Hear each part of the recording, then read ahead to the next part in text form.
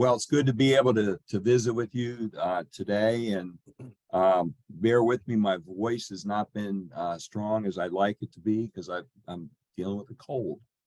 But I have had the opportunity to share this in a number of different meetings. I'm going to hit some highlights and talk about our advanced lines and cultivars that we've looked at hereby called cultigens, and look at some of the yields and quality results that we had in North Carolina in our study at Clinton in 2022. Stu Michael was very helpful in trying to put a lot of this information together. And so we had a nice size test, and this is the standard size entries that we had, anything above 9 pounds, which could go above 20 as well. We had in this study, we had 9 different companies, 28 different entries. You can see the number of entries that were provided by each company.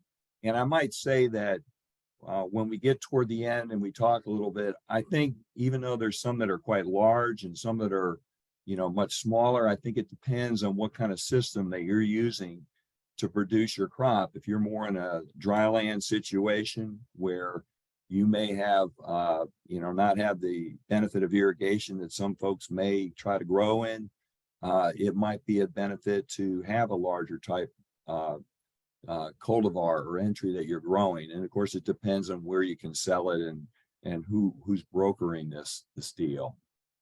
We had 26 red flesh entries. We had 2 that were yellow flesh.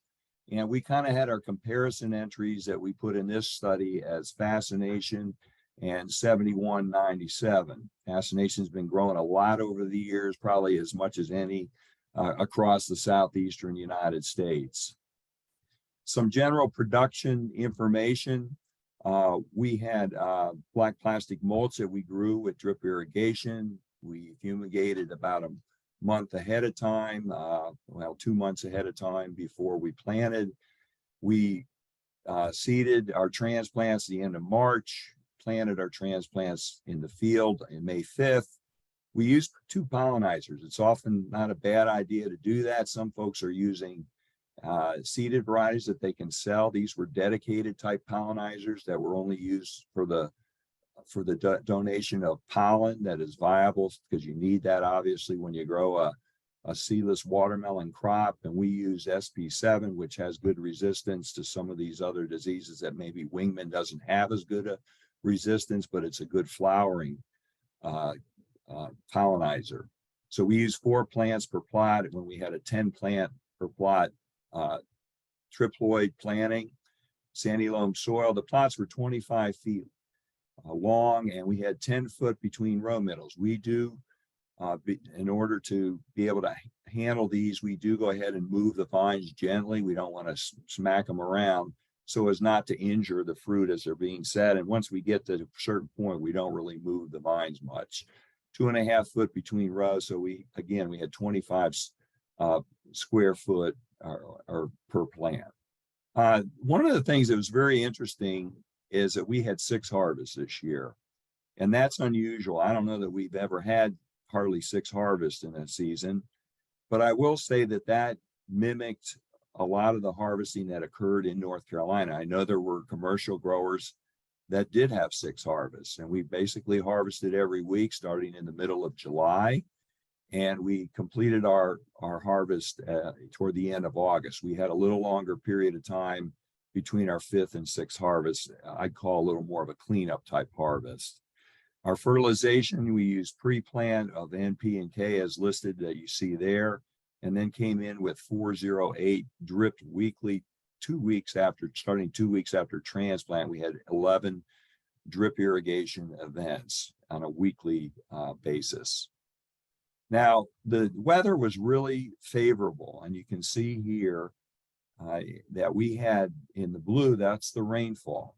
And on the right-hand side, you can probably see that I think the biggest rain we had in a couple of those peaks was around 1 inch, and they were sort of spread out. And then there was relatively minimal amount of rainfall.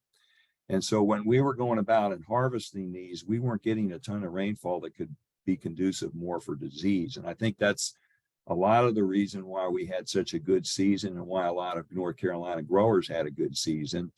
The red area is the high temperatures that you see, and we were generally running in the 90s and some in the 80s. Very rarely did it dip much below 80 on a given day, except initially when we started our planting. And the low temperatures are in green with the average in orange. So you can see we had a nice season. Well, it's good to be able to visit with you today, and bear with me. My voice has not been strong as I'd like it to be because I'm dealing with a cold. But I have had the opportunity to share this in a number of different meetings. I'm going to hit some highlights and talk about our advanced lines and cultivars that we've looked at hereby called cultigens, and look at some of the yields and quality results that we had in North Carolina in our study at Clinton in 2022. Stu Michael was very helpful in trying to put a lot of this information together. And so we had a nice size test, and this is the standard size entries that we had, anything above 9 pounds, which could go above 20 as well. We had in this study, we had 9 different companies, 28 different entries. You can see the number of entries that were provided by each company.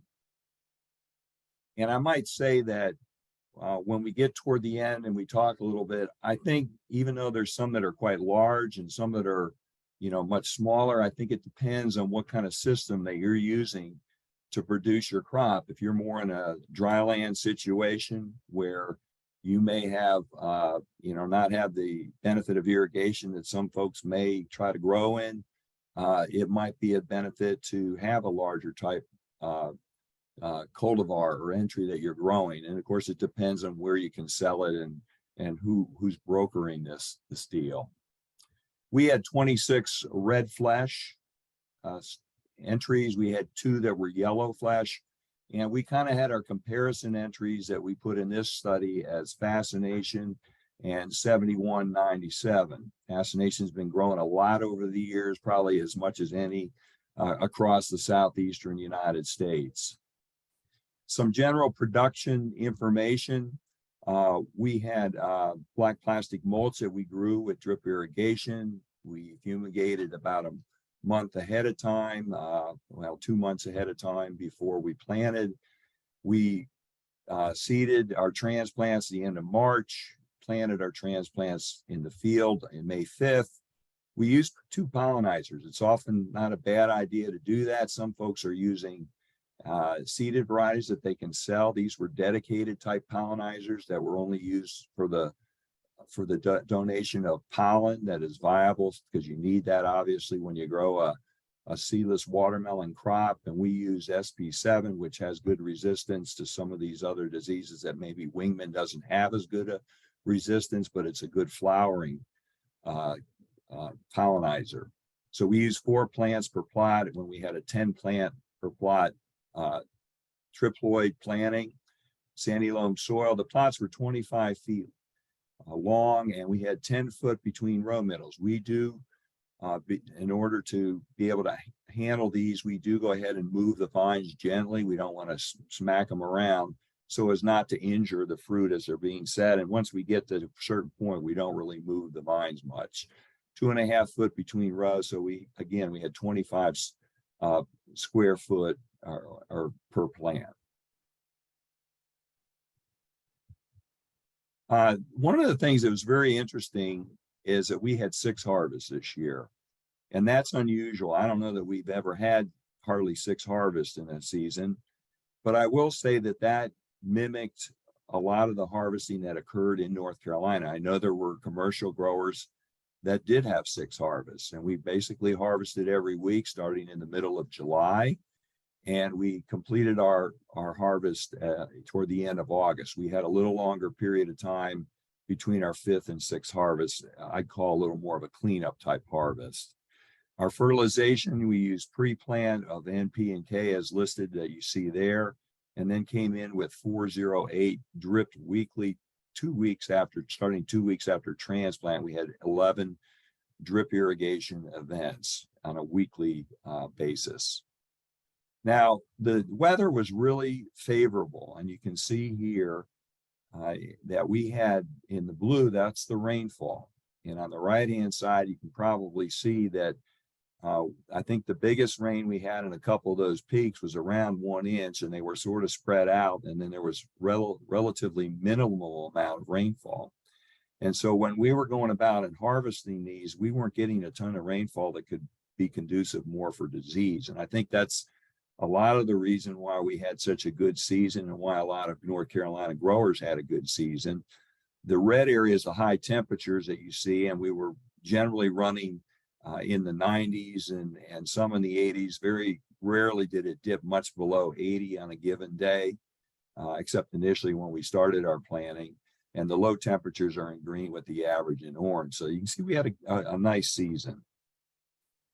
So I want to go ahead and get right into some of the different yields that we do have here that I want to talk about. And I'm going to present this on and first of all, this is a one-shot deal. You really do need to look at these over many years, or not many, but it's several years, so as to see the consistency if you can. Or you want to look at it in multiple locations because it can vary from time to time. So this is a snapshot of that. I think it's a good snapshot. That doesn't mean, though, that this is going to be exactly how this would occur every year, as you know that conditions can vary. And so the way these are set up and the way these bars are, and you can pick out your colors in there that correspond to the various those various cultivars or advanced lines that are in the key to your right. And I'm always going to present it in this order, from the ACX, which you see was the highest yielding, had the most tonnage or 100 weight per acre, to the lowest yielding, which happened to be Tropical Sunshine. This will always be the same colors and in that order. And as we look at different ways to look at the data, which I want to sort of show you that and give you a snapshot of that, then you can go back and look in the publication and take your time to go through it all per your time that you want to take to do it. Like if you have an interest in a particular line or cultivar. We had a very high yield. The average yield across all the different cultivars was 95,000 pounds. So if you add 2 zeros to that key on the left, that's how much tonnage or pounds per acre we would have. So it's listed at 100 weights per acre, but you add those 2 zeros, you can look at it if that's easier for you as far as pounds per acre. So I'm going to break this down into those that were basically above the average of 95,000 pounds. And you can see they're all that way. And one of the things you note is, let's just list the top 5. The ACX 6177, which is one from BASF or Nunhams. The next one was XWT 9161, which is one that Cicada is looking at. El Capitan is another Cicada, the green bar. Red Amber, which is Enzazadon, which is the purple, the light purple one, or violet. And then the Powerhouse, which is your orange bar there. And just to get an idea of some of the ways that these looked, and this was total yield over 6 harvests, okay? So this is cumulative.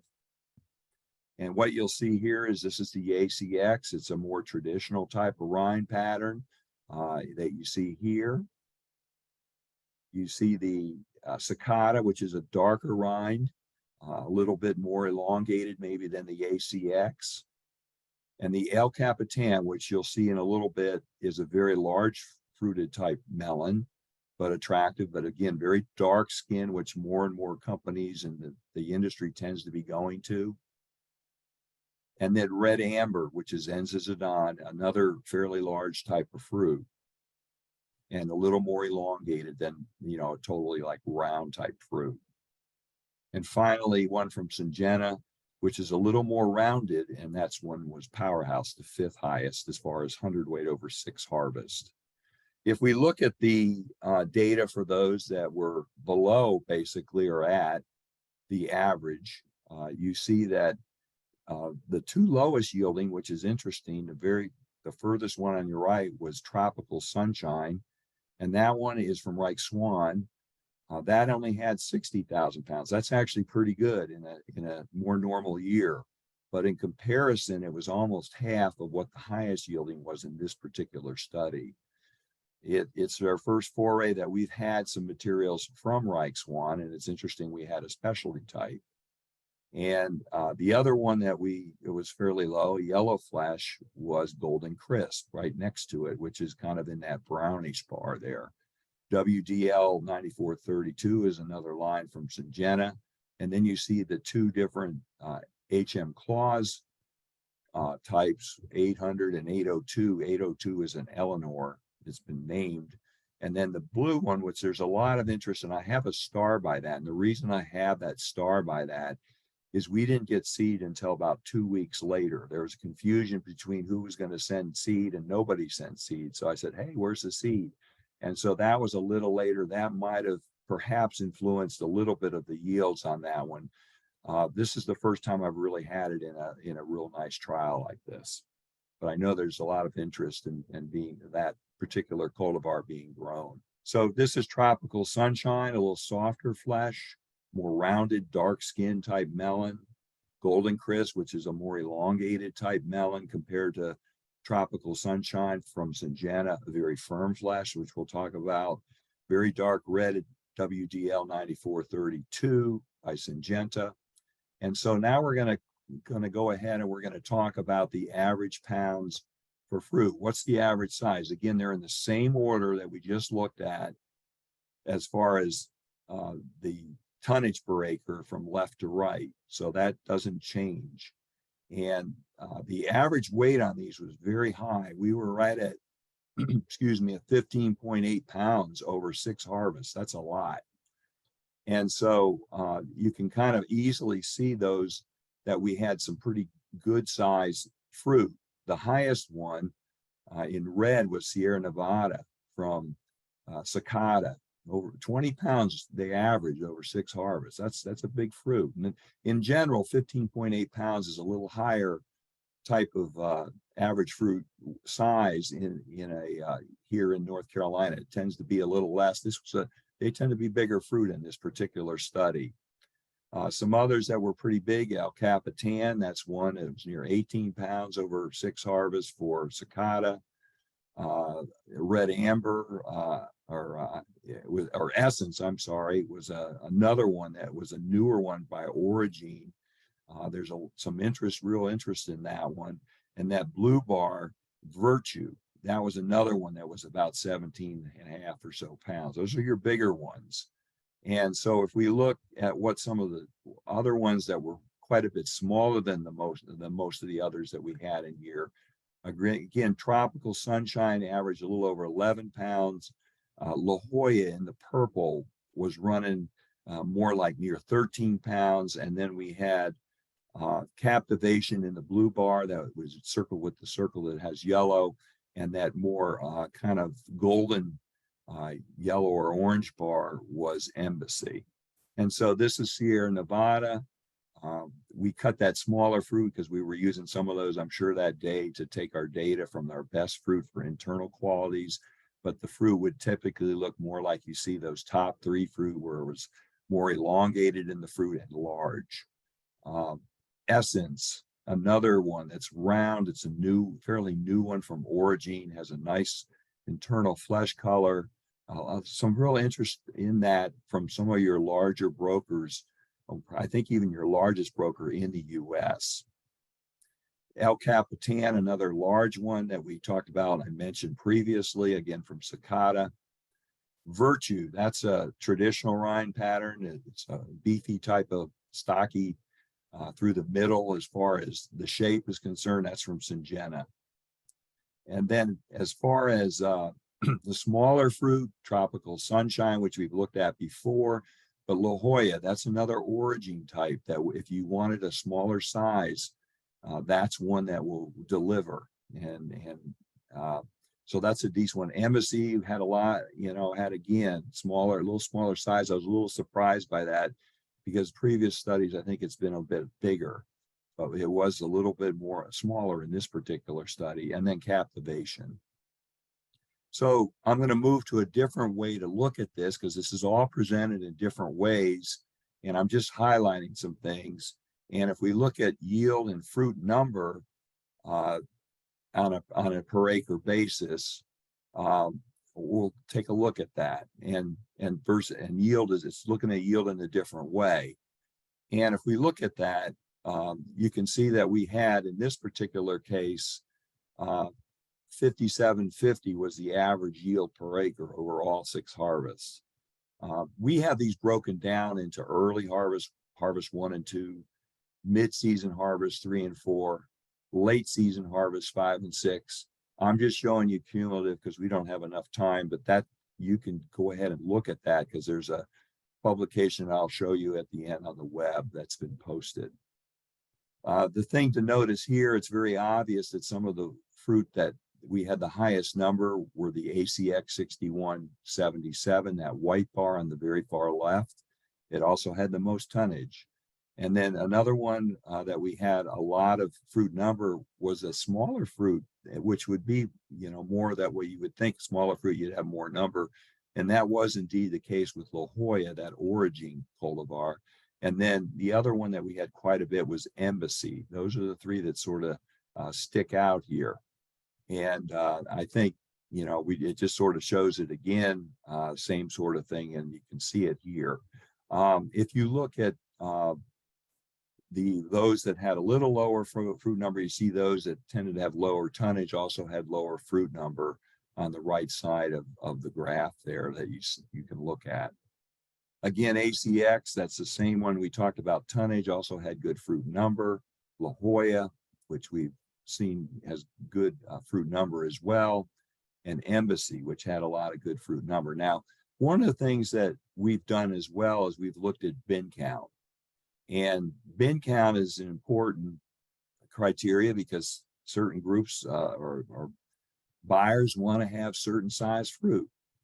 And I wanted to go ahead and show you that how the average size fruit in some ways corresponds pretty nicely to the different types of counts that we have in a bin. And so I picked just 4 different cultivars, but you can look at it for all the different entries, but I want to just show you this quick example. So if you look at Fascination, which is a common one that we grow, at the top there, you can see Fascination's average fruit weight was 15.4 pounds over 6 harvests. And Sierra Nevada was really high at 20.1. Cracker Jack was just the same as Fascination as far as its average fruit weight of 15.4 pounds. I chose that one because there's interest a lot in that. And one of our smaller fruits was La Jolla at 12.9 fruits. And what you can see here is that if you look at Fascination, the green bar, we pretty well have pretty equal amounts of different counts, 30, 36, 45, and 60 counts, anywhere from about 20 to 30%. The same basically can be said for Cracker Jack. And then when you get into the larger fruit, it really shows up again in the percent bin counts that you get for the various size of the fruit. You see the red bar, Sierra Nevada, we have nearly 60% that are in the 30 count and nearly 20% in the 36 count. So almost 80% are in those larger size with very few fruit, a little over 20% for 45 and 60 count. And probably starting to show that a little bit more later in your harvest where you tend to get a smaller fruit size at that point. And in contrast, you look at La Jolla, which had an average fruit size of 12.9 pounds, and you see that those primarily comprise the 45 and 60 count. So there's a lot of different ways that you can look at this information. It depends what you want in your particular, what you can sell. And so this is just an example. This happened to be a pack out of Cracker Jack in the bins. It was a very, I can see why there's a lot of growers that like that particular one. But it looked very, very nice. Another thing to look at is how many fruit are there being produced by a given plant, again, over all 6 harvests. I think the thing that's very interesting here, I've always thought that if you have 2 to 3 or 2.5 fruit on an average basis per per plant, that's really quite good. When you get 1 fruit per plant, that's not so hot. You don't get very good yield, but to get 5 fruit per plant, like you see here, wow, that's great. And now we did have 6 harvests, but we averaged 3.7 fruits per plant. And you can see that in that purple one, La Jolla, we averaged 5 fruit per plant. And then of course, ACX 6177, just under 4.5.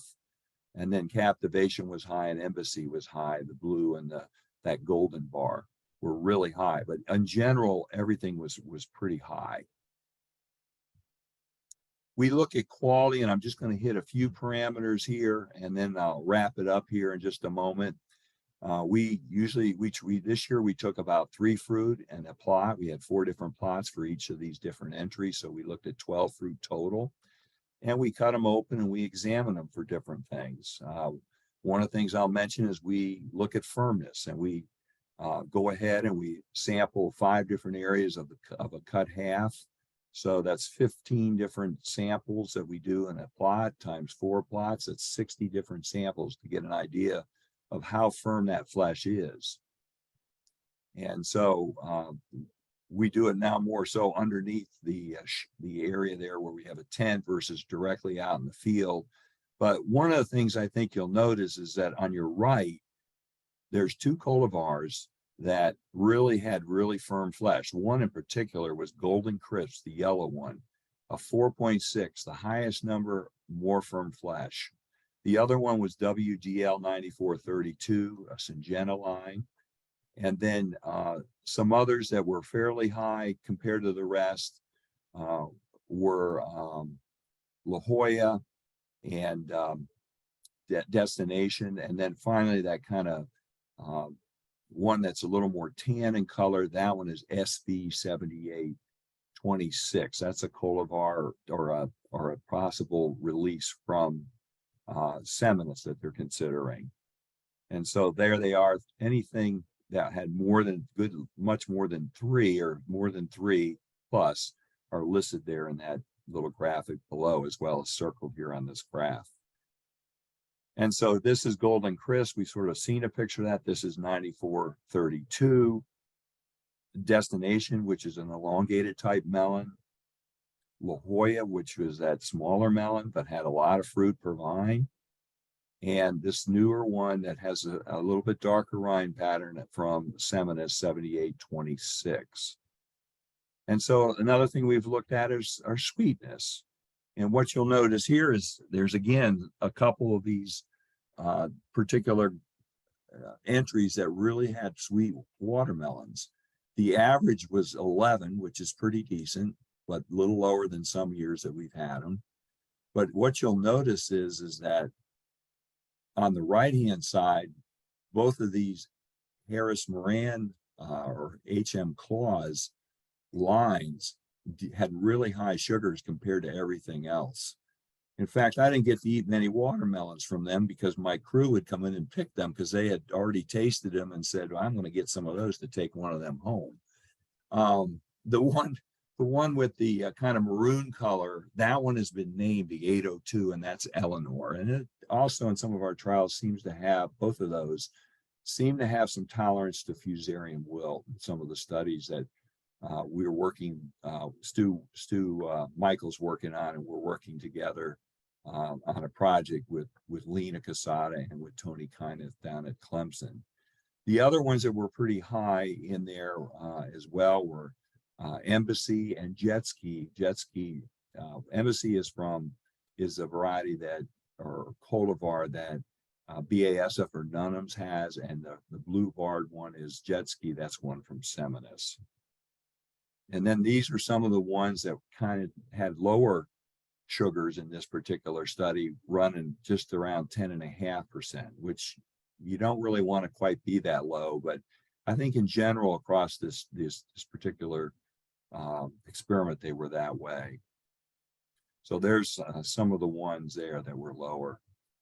And these are the sweeter entries. These are both of the HM Claus lines. The one on your left has been named Eleanor. The other is still being considered the 800. Jet Ski from Seminis and Embassy, like I mentioned earlier. We looked at hollow heart ratings, and basically, if you have a not such a tight market, the ones on the right we call non-marketable if they had a more severe hollow heart or spread of the flesh inside. The one in the middle could go either way, although we've given it a marketable rating. But if the market is tight, you may not be able to sell that if they're trying to kick you out of there because they have so much fruit. But generally, that should be marketable and is not near as severe. And so when we made those evaluations, I should say that we didn't have a lot of hollow heart in our study. About 90% of our fruit really had fairly minimal hollow heart or none. Guardsman was a key exception. It had 30% hollow heart, 25% of it, which had that 3 rating, which is fairly severe. Other entries with 10% hollow heart with a rating of 2 were Red Opal, Sierra Nevada, Virtue, and Warrior. And we did have a fair amount of hollow heart, but they were relatively low on that WDL 9432. We did see a little bit more hollow heart in some of our other studies with that one. So that is a little bit of a concern. And then finally, I think this is the last one I have as far as the quality is concerned, and really the last thing I want to mention. Obviously some of these have just improved so much when it comes to the internal color. And if you look at the most intense red colors, the ones we measured were Essence and WDL 9432 that are shown here. Others that seem to be above average, rather than showing you graphs, were the Eleanor, the 802 from HM Claus, La Jolla, Valor and Virtue from Syngenta. So on the right side, that is the Cultivar report. You can get that at that link. If you Google it and Google cucurbit portal, you will be able to go to that, and you can get all the different cultivar evaluations on the various cucurbits that we've done over the years, including this most recent one posted. We also have the pumpkin reports we have that were done fairly recently, as well as melon. We still have 1 or 2 other ones we want to put up from last year. Also, the updated information, as Lena mentioned, is in the Southeastern U.S. 2023 Vegetable Crop Handbook. And so you can get all your information, not only on cultivars, but also on pest management that have been updated in there. And so I think there's a lot of opportunity. It depends, how you're growing, what you can sell. I think there's a lot of options here. And I'm not going to say, there's only one option, but there's a lot of good options, as you can see, and some things that may be more important to you than others, particularly maybe the size and the quality of and how the rind pattern looks on the outside. I do want to acknowledge the National Institute of Food and Agriculture. That's part of our QCAP grant. That's the actual award number that Lena mentioned. A lot of this work's being helped to be able to do that. I also want to mention that the seed companies also contribute, and all of those that were involved in this study did so. And I want to really acknowledge the station. I thought the group with Hunter Bear here and their whole staff would not have made this work without really a stellar job of doing it this year. And then the Schulteis project, we have Stu, of course, I mentioned at the beginning, but Kim, who's a graduate student, Andrew Peppercorn, and Caleb Holder. And with that, I have completed what I need to say.